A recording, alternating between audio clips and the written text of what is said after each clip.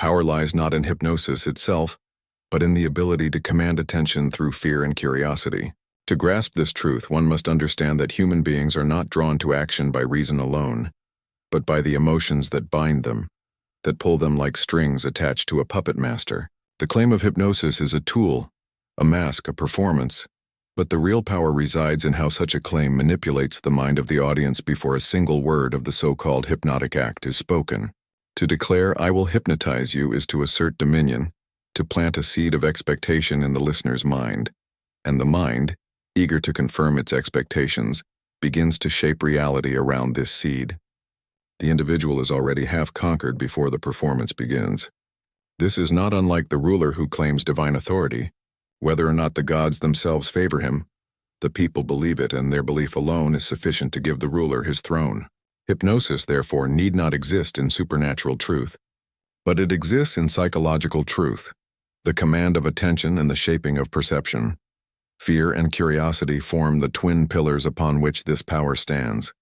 Fear paralyzes judgment and curiosity propels one into risk. When the title warns, "Do not watch alone," it awakens both forces at once.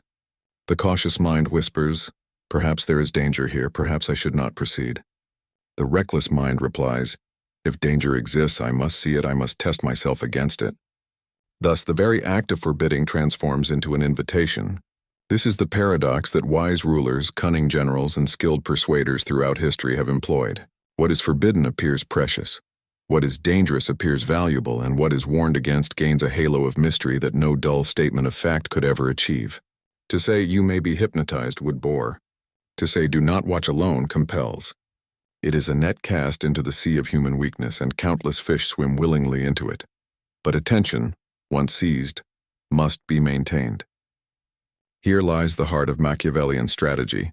Attention is the new coin, and to command it is to wield power over both individuals and masses. Hypnosis is but a metaphor. The true art lies in sustaining the gaze of the audience, holding it tightly so they cannot look away.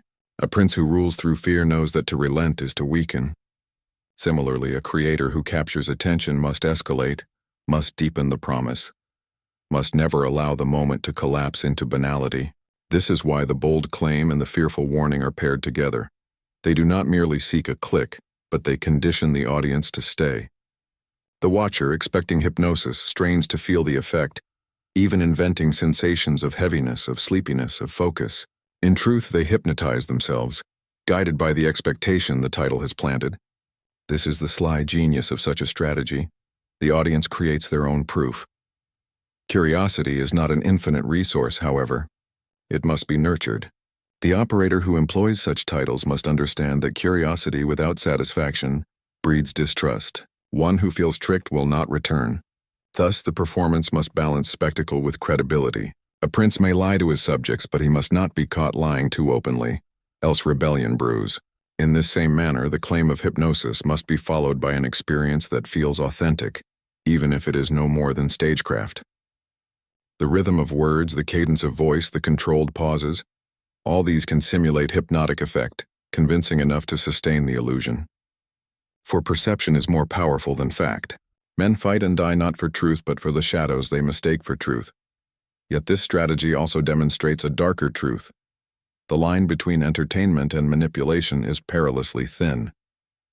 The creator who declares, "I will hypnotize you," toys with the vulnerable, those who may believe too strongly, those who may be unsettled or disturbed.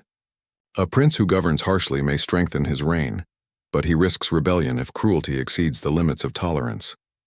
Likewise, a creator who incites too much fear, who exploits too much vulnerability, may invite backlash, accusations, or even the collapse of trust. Power must be exercised with measure. Excess destroys its wielder as surely as weakness. Here lies the genius of moderation, to create a spectacle strong enough to command attention, but restrained enough to avoid ruin. Still, it must be admitted that danger itself heightens allure. Consider the gladiatorial games of Rome.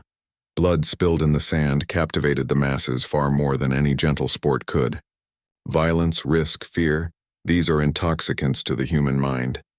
In the same way, the warning, "Do not watch alone," feeds the ancient thrill of forbidden ritual. of secret ceremony whispered about but rarely seen. It suggests that what lies within is not safe for the unguarded, that the viewer is stepping into a realm where ordinary rules no longer apply.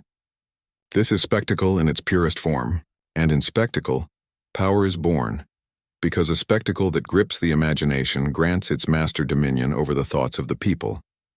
Thus, hypnosis becomes a symbol of greater truths, not the literal act of bending minds, but the metaphorical act of shaping perception, commanding focus, dictating what is feared and what is desired. This is the essence of politics, of religion, of commerce, of entertainment. Every leader, every priest, every merchant, every creator in some way seeks to hypnotize. They command through narrative, through symbol, through repetition. The most dangerous power is not in armies or gold, but in the story that compels men to march, to pay, to obey. And the title, I Will Hypnotize You, is nothing less than a story compressed into a single line, a promise of transformation, and a threat of danger at once.